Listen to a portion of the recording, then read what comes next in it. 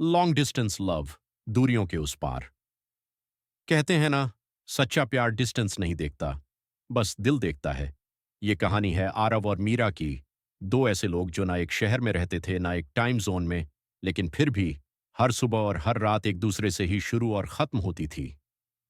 Aarav India के एक छोटे से शहर में रहता था और मीरा बेंगलोर में जॉब करती थी। दोनों की मुलाकात हुई एक रैंडम इंस्टाग्राम रील पर। मीरा ने एक मोटिवेशनल रील डाली, जिस पर आरव ने बस एक कमेंट लिखा। ये रील देखकर सच में थोड़ा हिम्मत मिली। थैंक्स।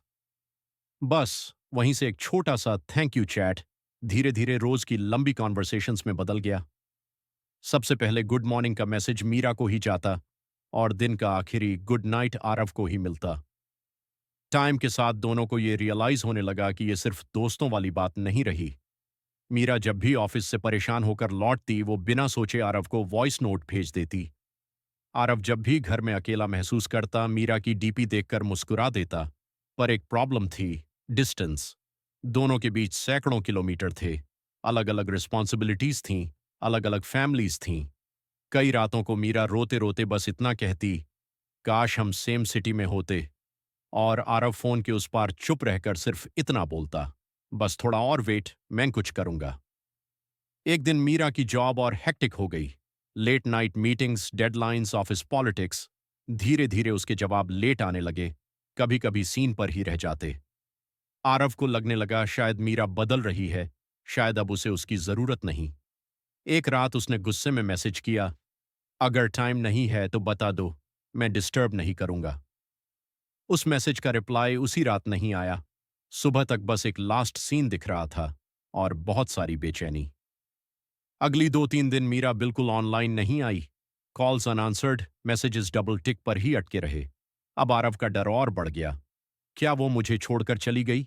क्या कोई और आ गया उसकी जिंदगी में? तीसरे दिन शाम को अचानक मीरा की छोटी सिस्टर का कॉल आया। उसने बताया कि मीरा 2 दिन से हॉस्पिटल में थी।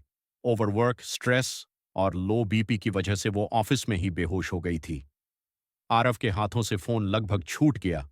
उसे समझ ही नहीं आया कि रोए या खुद पर गुस्सा करे। उसने बिना कुछ सोचे सेम टाइम ट्रेन की टिकट बुक की।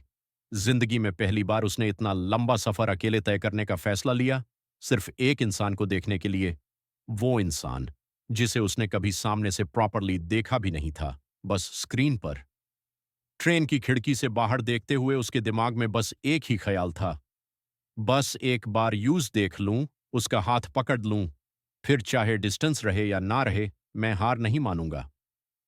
हॉस्पिटल के रूम के बाहर खड़ा होकर उसका दिल इतनी तेज धड़क रहा था जैसे वो खुद पेशेंट हो। धीरे से दरवाजा खोला।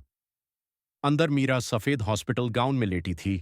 तीन थोड़ी वीक, लेकिन वही जान पहचानी मुस्कान उसके चेहरे पर थी। दोनों की नजरें मिलीं। कुछ सेकंड के लिए समय रुक सा गया। मीरा ने हल्की सी आवाज में कहा, तम सच में आ गए? आरव की आंखें भर आईं। हाँ, डिस्टेंस सिर्फ मैप पर होता है, दिल पर नहीं। वो उसके पास बैठा, उसका हाथ पकड़कर बोला, अब से अगर थक जाओ, स्ट्रेस हो या रोने का मन करे, तो बस मुझे कॉल करना। मैं यहीं हूं, चाहे इस सिटी में या तुम्हारे दिल में।